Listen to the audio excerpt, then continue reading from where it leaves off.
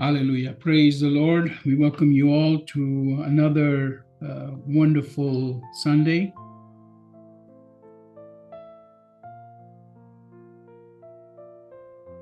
Go ahead and translate, Pastor. Praise the Lord. Hallelujah. हम एक और बार आपको इस इतवार के दिन स्वागत करते हैं. And as every week, we try to give a word before the sermon that has to do with encouraging us to understand the power of God's instructions. Amen. हम प्रचार के पहले एक वाक्य हर बार पढ़ते हैं जो वो वचन जो है हमें परमेश्वर के वचन को परमेश्वर के वचन को पढ़ने के लिए जो है हमें प्रेरणा देता है, हमें प्रोत्साहन देता है. And today's verse is from Exodus chapter 23, verse 22, where it says, when we obey God's voice, our enemies become his enemies. Amen. आज का वचन जो है निर्गमन का किताब उसके 23वां अध्याय का 22वां वाक्य इस प्रकार कहा जाता है कि जब हम परमेश्वर की आवाज को सुनते हैं तब हमारे शत्रु परमेश्वर के शत्रु बनते हैं. And I'm sharing this on purpose today because our teaching, the series we started last week, has to do with this verse and the verses before and after it. मैं ये वचन जानबूझकर आपसे बांट रहा हूं क्योंकि हमने जो नई विषय से शुरुआत की है पिछले हफ्ते, वो विषय जो है इस वचन के आधारित इसके ऊपर लिखे हुए वाक्य और इसके नीचे लिखे हुए वाक्य में जो है उसका गौर फरमाया गया है. So as we are focusing on Jesus Christ and understanding that once we walk with Jesus Christ, peace will replace the confusion in our lives.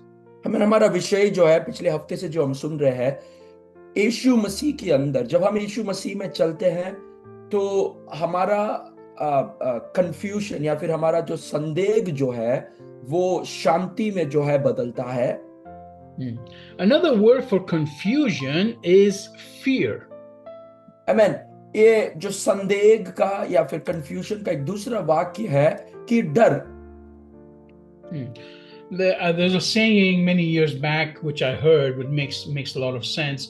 It says that if you do not fear God, you will fear everything else. Amen. एक कहावत इस प्रकार है जो पुरानी कहावत है कि अगर आप परमेश्वर को नहीं डरते हो तो आप बाकी सभी चीजों को डरोगे. In other words, if you do not seriously take God's word and his instructions, then you will always live in fear and confusion. दूसरा उसको अलग तरीके से इस प्रकार कह सकते हैं कि अगर आप परमेश्वर के वचन को गौर से अगर ना ले, स्वीकार ना करें तो हमेशा जो है आप उलझन में अशांति के साथ जो है अपना जीवन को बिताओगे.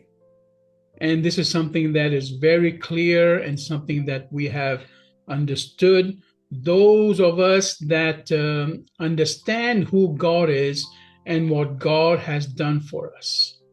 Amen. और ये जो है बहुत ही इम्पोर्टेंट या फिर बहुत ही उत्तम एक चीज है जिस परमेश्वर ने जिनके लिए क्या किया है वो समझने के लिए जो है ये वचन समझना बहुत जरूरी है.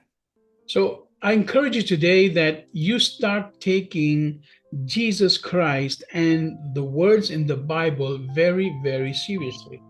और इसलिए आज मैं आपको यही प्रेरणा देना चाहता हूं, आपको ये कहना चाहता हूं कि परमेश्वर के वचन को और यीशु मसीह को अपने जीवन में बहुत ही प्रोत्साहित करना चाहता हूं कि परमेश्वर के वचन को जो है बहुत ही गौर से अपने जीवन में स्वीकार करें.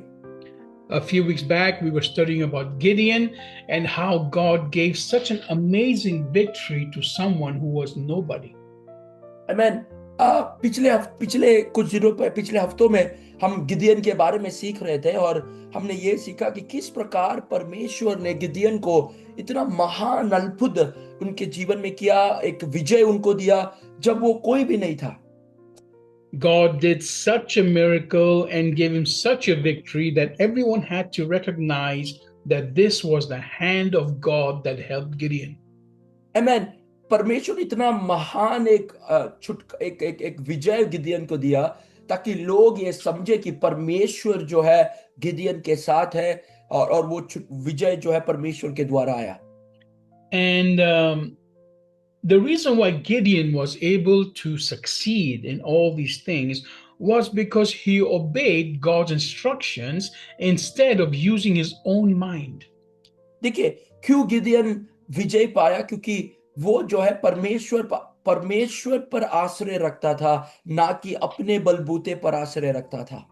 And this is the one key thing that separates those that truly believe in Jesus Christ from those who are living a dead religion. आमीन। और ये जो है हमें अलग करता है, जो परमेश्वर पे विश्वास रखते हैं और जो परमेश्वर पे ना विश्वास रखते हैं, एक मरे हुए विश्वास में जीते हैं। If you are truly following Jesus Christ, you will read the Word of God and you will obey it. अगर आप सचमुच यीशु मसीह की अगुवाई करते हो, यीशु मसीह को पालन करते हो, आप परमेश्वर के वचन को पढ़ोगे और उस वचन के आधारित अपने जीवन को बिताने की प्रयास करोगे। And as a result, you will have no confusion in your life about your present situation and your future. और इसी के आधारित जो है आपके जीवन में, आपके जीवन के प्रति आपको कोई उलझन महसूस ना होगा, ना कि वर्तमान काल में, ना ही भविष्य के लिए। And at the same time, you will have no fear of the future. और उसी समय पर जो है आपको भविष्य के बारे में कोई डर आपको महसूस ना होगा। On the other hand, what God will actually do is He will go before you and take the fear you've ever had, multiply it, and give it in the hearts of your enemies. और जो है परमेश्वर क्या करेगा? आपके डर को, आपके भविष्य के डर को लेकर जो है उसे दुगना तिगना कर कर जो है अपने शत्रुओं के हाथ में जो है वो उसे थमा देगा। Many of you, every day, constantly, you call yourselves followers of Jesus Christ, but you still constantly live in fear and confusion. देखिए, हर दिन जो है हम परमेश्वर के संतान, परमेश्वर के चेले कहते हैं, परंतु हर दिन जो है हम डर के माहौल में जीते हैं। Will I be rejected by my family? क्या मैं अपने परिवार से ठुकरा जाऊंगा? Will I lose my job? क्या मैं अपने काम को काम से क्या मैं मेरा काम को खो दूंगा? Will this sickness kill me? क्या ये बीमारी मुझे मार देगी? Will I be able to provide for my family in the future? क्या मैं मेरे परिवार को भविष्य काल में उनके लिए कमा कर दे पाऊंगा? What if my husband leaves me? अगर मेरा पति मुझे छोड़कर चला जाए तो क्या होगा? What if my wife leaves me? मेरी पत्नी मुझे छोड़कर चली जाए तो क्या होगा? And these are constant fears that many people still are living with and call themselves Christians. और जो है आज भी ये डर के साथ अनेक लोग जीते हैं और अपने आप को जो है ईसाई या फिर क्रिश्चियंस कहते हैं। Let me tell you something. If you are truly someone who has surrendered to Jesus Christ, none of these things can ever bring you fear. देखिए, अगर आप अपने आप को पूरी तरह मसीह के हाथों में समर्पित कर चुके हो तो ये कोई भी चीज जो है आपको कभी डर लेकर नहीं आएगा। Because once you receive Jesus Christ, you enter into a covenant with Jesus Christ. जब आप यीशु मसीह के साथ मिलते हो, जब आप यीशु मसीह में रहते हो, आप एक वाचा के साथ मसीह के साथ जो है बांध लेते हो। And even if you are not faithful to that covenant, Jesus Christ is faithful to that covenant. आमीन। अगर आप उस सिंधी के साथ, आप उस वाचा के साथ अगर सच्चे ना रहे तो भी, विश्वास ना रहे तो भी, परमेश्वर जो है वो उस वाचा के साथ जो है हमेशा विश्वास योग्य रहता है। Before the service, Pastor talked about holiness. आमीन। सेवकाई के ये प्रचार के पहले हमने जो है पवित्रता के बारे में जो है बात की। And this is actually the key to success in our lives. और सच में यही एक चाबी है हमारे जीवन में जो ऊंचाई के लिए या एक सफल जीवन का एक चाबी है। The Bible says very clearly that without holiness, you will not see God. पवित्र वचन बहुत ही स्पष्ट रूप में कहता है कि पवित्रता के बिना आप परमेश्वर को ना देख पाओगे। This reminds me of the story of Apostle Daniel del Vecchio here in Spain, under whom I trained for many years. ये कहानी मुझे याद आती है, गवाही है जो पास्टर डैनियल है जो जहां पर स्पेन में है, जिनके साथ मैंने मेरी ट्रेनिंग की थी शुरुआत के समय पर। Many years before he started doing ministry, he wanted to go into ministry. He was doing something, but he wanted the power, the anointing from the Holy Spirit very strong in his life. He wanted it. He was desperate. He wanted to be like all those famous healers in that time. उस समय पर जो है pastor जी को जो है बहुत नाम कमाना था, उन्हें जो है एक चंगाई करने वाले पास्टर बनना था, उन्हें लोगों को चंगाई देना था, बड़ी सेवकाई का जो है उन्हें उन्हें आशी थी, उन्हें उन्हें एक इच्छा था। In those times in the US where he was, there was a great movement of the Holy Spirit with Catherine Kuhlman and Oral Roberts and other great preachers. उस समय पर जो है यूएस में बहुत बड़ी जो है पवित्रता के या फिर परमेश्वर से मसीह में एक बहुत बड़ा एक मूवमेंट चल रहा था। कैथरीन कोलमैन और बहुत अन्य परमेश्वर के भक्त जो परमेश्वर के लिए बहुत अधिक उपयोग हुए उस समय था। So he decided to close himself in a room and not to eat anything or see anyone for 2-3 days because he really wanted the powerful anointing of the Holy Spirit. तो उन्होंने एक दिन क्या किया, अपने आप को एक कमरे के अंदर बंद कर लिया और किसी से बात नहीं की, कुछ खाया पिया नहीं, और क्योंकि वो जो है परमेश्वर के एक स्पर्श को चाहते थे, एक सामर्थ्य परमेश्वर के आवाज को वो जो है वो सुनना चाहते थे। And 2-3 days went by, and finally he came out and he said the only thing he felt was hunger. 2-3 दिन के बाद वो कमरे से बाहर आए और उन्होंने कहा कि एक ही चीज जो उन्हें महसूस हुई वो था भूख। And then all of a sudden the Holy Spirit spoke to him. और जो है तुरंत पवित्र आत्मा ने उनसे बात की। And he gave him one verse. और एक वचन पवित्र आत्मा ने उनको दिया। He said, "Be holy like I am holy." Amen. मैं पवित्र हूं इसीलिए तुम भी पवित्र रहो।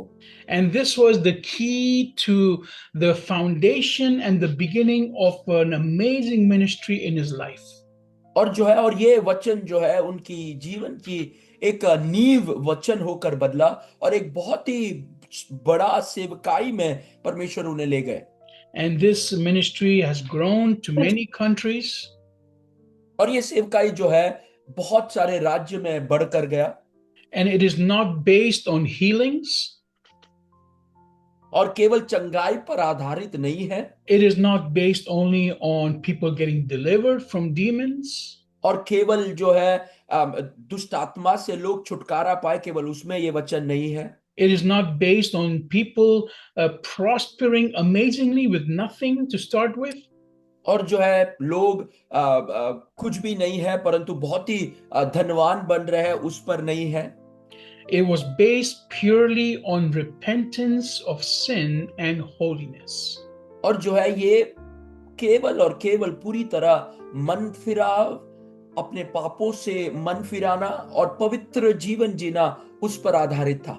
If you are following us online and you're expecting only to receive healings and prosperity, अगर आप हमें ऑनलाइन में फॉलो कर रहे हो और आपका आशा केवल जो है चंगाई पाना और आशीष पाना, भौतिक आशीष, आर्थिक आशीष पाना, केवल वो ही है, then please stop following us. अगर ऐसा है तो आप हमें फॉलो करना रोक दीजिए। The only thing we want to share with you is this idea that you have to follow Jesus Christ 100%. हमारा एक ही उद्देश्य ये है कि आप यीशु मसीह को अगुवाई करें। Our only purpose is for you to repent of your sins and to follow and have the desire of that holiness of God. और जो है एक ही मन में हमारा एक ही इच्छा है कि आप जो है यीशु मसीह की पवित्रता को पहचाने और उस पवित्रता की जीवन को जीने की कोशिश करें। Our only purpose is that you will start to be filled with the Holy Spirit to such a measure that wherever you go, holiness will always be with you. देखिए, हमारी आशा ये है कि आप जहां भी जाए और इस प्रकार से अपनी जीवन जिए कि जहां भी आप जाए वो पवित्रता परमेश्वर का आपका अगुवाई करता रहे। Because the moment you start to obey the words of Jesus Christ, that holiness will be in front of you, behind you, and around you. और जिस जिस क्षण समय से जो है आप पवित्र वचन को अगुवाई करना, पालन करना, अनुसरण करना शुरुआत करते हो, वो पवित्रता, परमेश्वर की पवित्रता आपके आगे, आपके पीछे, आपके दोनों बगल में जो है वो आपके साथ चलेगा। And as a result, as a sign to everybody else, you will never have confusion and you will never again speak words of fear. और उसी के आधारित पर जो है आपके जीवन में कभी संदेह, उलझन ना होगा और कभी डर आपके जबान से ना निकलेगी। If you do not have the peace of Jesus Christ in your heart right now, is because Jesus Christ is not in your heart right now. अगर आपके जीवन में एक शांति नहीं है, इसका मतलब यह है कि यीशु मसीह आपके मन में, आपके हृदय में नहीं है। Because the moment the Prince of Peace starts to live in your heart, in other words, He is the one that is the source of all your desires, that peace will be seen upon you. जब आपके जीवन में अगर वो शांति के राजकुमार अगर आपके मन में, आपके जीवन में राज नहीं करते, वास नहीं करते, जो है वही जीवन के हरेक हमारे शांति के राजकुमार है, जिनके थ्रू हमारे जीवन में हमें शांति प्राप्त होती है। I want to tell you this because confusion is not part of your portion as a believer. देखिए, संदेह या फिर उलझन जो है एक विश्वासी होते आपके जीवन का भाग नहीं है। Let's go to Psalms chapter 55. हमें भजन संगीता उसके 55 अध्याय पर हम अपना ध्यान लगाए And let's read verse 9. और उसका 9वां वाक्य हम जरा पढ़े। This is a prayer of David. Dawood का एक प्रार्थना है।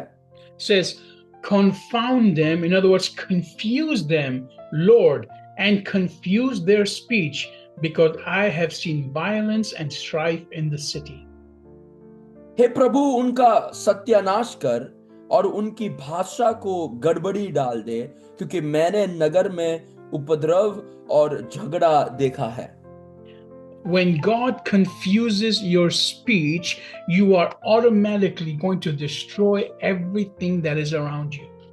जब परमेश्वर जो है आपके आपके भाषा को गड़बड़ी कर देता है, तो आपके अगल बगल में जो भी कुछ है उस सबको जो है वो सत्यानाश करता है। If you cannot speak correctly what is in the word of God, you will speak what are the words of Satan. अगर आपके भाषा अगर सही नहीं है तो जो है आप जो है शैतान की भाषा को बात करोगे। And then what happens is you will start to destroy everything around you and everyone around you with your words. और जो है आपकी भाषा को प्रयोग कर कर जो है आपके अगल बगल में जो भी कुछ चीजें हैं, आप उन चीजों को जो है सत्यानाश करने के लिए जो है आप प्रयास करोगे। Your voice has gone down a little bit, Pastor.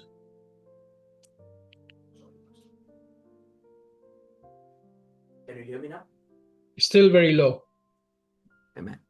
Can you hear me now? Yeah, now it's better. Yeah. Amen. Thank you. Okay. So we need to make sure that we speak the words of God. And in order to speak the words of God, we have to be in the word of God. देखिए, परमेश्वर के वचन को और भाषा को हमें बात करना है। अगर हम परमेश्वर की वचन और भाषा को बात करना है तो हमें परमेश्वर के वचन में रहना जरूरी है। And that's why David here, when he prays, he says, Lord, confuse the speech of the wicked. और इसीलिए दाऊद यहाँ पर ये कहता है कि परमेश्वर तू जो है दुष्ट के वचन को, उनकी भाषा को सत्यानाश कर। Now, this is a verse that we can pray with. और ये एक वचन है जिस वचन को हम जो है प्रार्थना में उपयोग कर सकते हैं। If you're not someone who is wicked, अगर आप एक दुष्ट व्यक्ति नहीं हो, if you're someone who is following the instructions of Jesus Christ, अगर आप एक ऐसे व्यक्ति हो जो यीशु मसीह के सारे अगुवाई को पालन करते हो, if Jesus Christ is living inside of your heart, अगर यीशु मसीह आपके मन के अंदर वास करता है, if you are seeking holiness above all things, अगर आप पवित्रता को आपके जीवन में बाकी और चीजों से अधिक देखते हो, then you can curse your enemy with this verse. और जो है आप अपने शत्रु को जो है इस वचन के द्वारा जो है उन्हें शाप कर सकते हो। If there's anyone standing in your way that is not from God, अगर कोई भी आपके रास्ते पर खड़ा है जो परमेश्वर से नहीं है, if there are any sicknesses and situations in your life that you know that have been brought into your life through Satan, अगर आपके जीवन में अगर ऐसी कोई बीमारी है, कोई अवस्था है जो शैतान आपके जीवन में ले आया है, you can speak to that situation, you can speak to those spirits, and you can say, Lord, confuse their speech. और जो है आप जो है उस दुष्ट आत्मा से या फिर उस बीमारी से आप ये कह सकते हैं कि परमेश्वर उनकी उनकी भाषा को तू सत्यानाश कर और बिगाड़ दे। In other words, bring confusion into their lives. इसका दूसरे मतलब में जो है परमेश्वर एक उलझन उनके जीवन में तू ले आ। Bring confusion and fear into their lives. एक उलझन और डर उनके जीवन में ले आ। And they will eventually start to destroy themselves. और जो है वो आपस में जो है अपने आप को जो है सत्यानाश करने के लिए तैयार हो जाएंगे। We saw this in the story of Gideon. हमने जो है ये गिदियन के कहानी पर देखा है। And later on we will go and see where in other places what God does for his people is he goes before them and creates fear in the hearts of the enemy. और जो है हमने ये भी देखा है परमेश्वर क्या करता है, परमेश्वर जो है अपने लोगों से पहले वो जाता है और जो है वो डर जो है शत्रु के मन में पैदा करता है। And this is an amazing thing because this is what separates us from those that are not of God. देखिए ये एक बहुत ही मजेदार चीज है कि ये हमें अलग करता है जो परमेश्वर के हैं और जो परमेश्वर के नहीं है। And the difference is we do not live with fear. और अलगता यही है कि हम डर में नहीं जीते। We do not live with confusion. हम जो है उलझन में नहीं जीते। Everything we do, we know it is ordained by God because we know who is living inside of us. हर एक चीज जो है वो परमेश्वर के द्वारा उत्पन्न होता है क्योंकि हम जानते हैं कि परमेश्वर यीशु मसीह हमारे अंदर वास करता है। See, because I know that I desire holiness above all things, I am 100% confident that every decision I make is right. देखिए मैं ये मानता हूं क्योंकि मैं पवित्र जीवन जीने के लिए प्रयास करता हूं कि जो भी चीजें मैं करूंगा, जो भी निर्णय मैं लूंगा वो उत्तम होगा क्योंकि मैं पवित्रता के लिए अपने जीवन को जीता हूं। This is the beauty and this is the promise for all those who are in Jesus Christ who choose him because of holiness. देखिए यही परमेश्वर मसीह या फिर ईसाई दर इस मसीह का एक खूबसूरती है और जो कोई मसीह में रहना चाहता है उनका एक पसंदीदा चीज है क्योंकि वो पवित्रता के जीवन को चाहते हैं। I guarantee you right now that many of the problems you are facing right now on a daily basis are because you are still chasing only the miracles. देखिए आज भी मैं आपको ये कहता हूँ अनेक परेशानी आपके जीवन में इसीलिए है क्योंकि आज आप भी जो है चमत्कार की खोज में हो। You are only chasing prosperity. आप केवल जो है आशीषों के पीछे दौड़ रहे हो। You are only chasing marriage. आप आज भी जो है शादी के पीछे दौड़ रहे हो। You are only chasing the things of the world. जो है इस दुनिया की चीजों को जो है आज आप भी खोज रहे हो। And I want to tell you today, the moment you start to choose holiness and being one with God, all these things will start to work out in your life. देखिए जब आप पवित्रता के खोज में जाओगे, पवित्रता को पाने जाओगे, ये सारी चीजें जो है आपके जीवन में आ जाएगी। Because I repeat to you again, confusion is not your portion. देखिए एक और बार मैं कहना चाहता हूँ उलझन जो है वो आपका नहीं है। Fear for the future or for right now is not your portion. डर जो आपके भविष्य के लिए या अभी ये आपके जीवन का हिस्सा नहीं है। You have to walk in the authority of Jesus Christ living in your life. आपको जो है यीशु मसीह के अधिकार पर जो आपके जीवन में जी रहा है उस पर चलना जरूरी है। It said, let's go to Exodus 23. आमीन। निर्गमन का किताब उसके 23वां अध्याय में हम ध्यान लगाए, which we read last week. पिछले हफ्ते हमने वो वचन पढ़ा। Exodus 23 verse 27. और उसका 27वां कलाम हम पढ़ेंगे। Says, I'll go ahead of you and terrorize all the people to whom you are coming. I will confuse your enemies and make them turn their backs on you and run away. जितने लोग के बीच तू जाएगा उन सबों के मन में मैं अपना भय फैला पहले से ही ऐसा संभव दूंगा कि उन्हें व्याकुल कर दूंगा और मैं तुझे सब शत्रुओं की पीठ दिखाऊंगा। Now, if you start reading from verse 20, this is the series of 20 all the way to verse 33. This is a series of promises that God gives to those that are walking with Him. देखिए, जब हम ये 23वां अध्याय के 20वां कलाम से लेकर 33वां कलाम तक जब हम पढ़ते हैं, ये एक वायदा या परमेश्वर की प्रतिज्ञा है जो उनके निर्देश के अनुसार, उनके वचन के अनुसार जीते हैं उन लोगों के लिए है। We will start with this today and we will continue next week. हमें आज इस वचन से शुरुआत करेंगे और अगले हफ्ते जो है इसके साथ हम आगे और बढ़ेंगे। Now here God is telling the people of God, He's telling His people, look, I am sending an angel in front of you to guard you on the way and to bring you to the place I have prepared.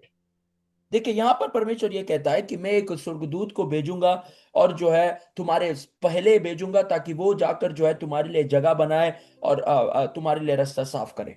And then verse 21 says, be careful, be sure to obey him, don't rebel against him, for he won't forgive your transgression since my name is in him. 21वां वचन हम इस प्रकार पढ़ते हैं, उनके सामने सावधान रहना, उनकी मानना, उनको विरोध ना करना, क्योंकि वह तुम्हारा अपराध क्षमा ना करेगा, इसीलिए कि मैंने उससे मेरा नाम रखता है। Now, many scholars, many theologians, when we look at this, they said that this angel, who they're calling angel over here, is actually Jesus Christ. देखिए, बहुत सारे बाइबल के वेद पंडित इस प्रकार कहते हैं, जो यहाँ पर जो एंजल की बात की है या फिर जो स्वर्गदूत की बात की गई है वो यीशु मसीह है कर अनेक लोग कहते हैं। He goes in front of us and brings us to a place that he has prepared for us. जो है वो हमारे पहले जाता है और वो हमारे लिए जो है एक जगह, एक स्थल जो है वो तैयार कर रहा है। Now, those of you that read your Bible, who else says this in the Bible? आमीन। जो वचन पढ़ते हैं और कौन ये वचन को इस प्रकार कहता है? There's someone in the Bible that says, do not be afraid, I am going before you to prepare a place for you. आमीन। पवित्र वचन में कोई और एक व्यक्ति है जो ये कहता है कि डरो नहीं, क्योंकि मैं तुम्हारे आगे जाऊंगा और तुम्हारे लिए एक जगह मैं जो है तैयार करूंगा। Those of you that read your Bible, you know that this is in the book of John, and Jesus himself is telling his disciples, don't be afraid, because I am going before you and I'm preparing a place for you. देखिए, जो Bible पढ़ते हैं उन्हें ये पता है, यूहन्ना की पत्री में ये लिखा गया है, यीशु मसीह खुद ये कहते हैं कि डरो नहीं, मैं तुम्हारे आगे जाऊंगा और तुम्हारे लिए एक जगह की तैयारी करूंगा। And then I'll come back for you. और उसके बाद मैं दोबारा लौट कर आऊंगा। And I will lead you in the way that is towards the promises I have spoken. और मैं तुम्हें जो है उस रास्ते की ओर चलाऊंगा जो वायदा मैंने तुम्हारे लिए किया है। And then it says, be careful. And the Lord is saying, be sure to obey him. Be sure to obey him. Don't rebel against him, for he won't forgive your transgressions, since my और name. जो है और परमेश्वर और वचन इस प्रकार कहता है कि सावधान रहना, उसकी बात को मानना, उनको विरोध ना करना, क्योंकि वह तुम्हारा अपराध क्षमा ना करेगा, इसीलिए कि उसमें मेरा नाम रहता है। Who is going to sit in the judgment seat at the end of time? आमीन। जो जजमेंट सीट में या फिर न्याय के कटघरे में, न्याय के गद्दी पे जो है आखिरी दिनों में बैठेगा। Who is the one that has the power to forgive you or not to forgive you? और जिसके पास वो सामर्थ्य है, वो ताकत है जो आपको क्षमा कर सके। We all know that is Jesus Christ. और हम सब जानते हैं कि वो यीशु मसीह है। So this angel he's talking about is not just a simple angel. और जो ये स्वर्गदूत के बारे में जो बात कर रहे हैं, वो कोई एक साधारण स्वर्गदूत नहीं है। It is someone that is representing the fullness of Jehovah God. और जो है वो एक कोई ऐसे व्यक्ति है जो यहोवा परमेश्वर की पूरे पन को जो है वो वहां पर व्यतीत कर रहे हैं। And it is someone that has the authority to not forgive you. और जो है, और वो ऐसे व्यक्ति है जिनके पास वो अधिकार है, वो ये भी चुन सकते हैं कि आपको वो क्षमा ना करें। Here, Jehovah says, do not rebel against this angel. He's not saying do not rebel against me, he's saying against the angel. आमीन। यहाँ पर यहोवा या जेहोवा इस प्रकार कह रहे हैं कि जो है इस स्वर्गदूत के सामने तुम सावधान रहना और उनको विरोध ना करना। Because God is making sure you understand that this angel is exactly the same as him. और जो है परमेश्वर ये हमको समझाना चाहते हैं कि ये जो स्वर्गदूत है, ये जो है उनके समान है। That's why the Bible says, those that reject the Son, those that reject Jesus Christ, reject the Father. आमीन। इसीलिए परमेश्वर ये कहना चाहते हैं कि जो अपने पुत्र को इनकार करे, वो पिता को इनकार करते हैं। The one who rejects Jesus Christ has rejected the creator of the world. आमीन। जो यीशु मसीह को ठुकराते हैं, जिन्हें स्वीकार ना करते, वो जो है इस संसार के सृष्टिकर्ता को जो है स्वीकार ना करते हैं। Now, as we read these next week, we will see that there's some other conditions we have to be very strict about. और जो है जब हम ये आगे पढ़ते जाएंगे, कुछ और भी चीजें हैं, चेतावनी है जिसे हमें बहुत सावधान रहना है। And we will see all the blessings and all the provision God has prepared for us. और हम ये देखेंगे वो सारे आशीष है, वो सारे प्रोविजंस या फिर जो वो सारे चीजें जो परमेश्वर ने हमारे भलाई के लिए बनाई गई है। But this is only for those that truly are seeking holiness. और वो उन्हीं के लिए है जो पवित्रता की जीवन की खोज कर रहे हैं। The moment Jesus Christ is living inside of your heart, the sign that he's living inside of your heart is a peace beyond understanding. देखिए, वो एक चिन्ह जो यीशु मसीह आपके हृदय में है, आपके अंदर वास करता है, वो एक शांति है जो आपके समझ के पहर है। You will have no fear of what you lose in life. आपके मन में वो डर ना होगा जो आप खोओगे आपके जीवन में। You will have no fear of who you will lose in your life. और आपके मन में वो डर ना होगा कि आप किसको खोएंगे इस धरती में। You will have only fear of one thing. एक ही डर आपके जीवन में होगा। I do not want to lose Jesus Christ. मैं यीशु मसीह को खोना नहीं चाहता। I do not want to do anything that makes the Holy Spirit sad. मैं ये ऐसा कोई चीज करना नहीं चाहता जो पवित्र आत्मा को जो है दुख पहुंचाए। I do not want to do anything that separates me from the presence of God. मैं ऐसा कोई चीज करना नहीं चाहता जो मुझे पवित्र आत्मा से जो है अलग करे। And confusion will not be a part of your portion. और उलझन जो है वो मेरे जीवन का एक हिस्सा नहीं बनेगा। You will do everything with confidence. आप हर एक चीज करोगे विश्वास के साथ। You will do everything with love. प्रेम के साथ आप हर एक चीज करोगे। And you will do everything knowing that the Holy of Holies is now living inside of you. वो हर एक चीज जो है आप उस विश्वास के साथ करोगे कि पवित्र पवित्र में पवित्र रहने वाला परमेश्वर वो मेरे अंदर निवास करता है। This is the essence and this is the beauty of following Jesus Christ. ये है यीशु मसीह को अगुवाई करना, उसकी खूबसूरता, उस विश्वास का नींव कारण। And that's why everywhere you step, everywhere you go, when you're living this way, that place will become holy ground.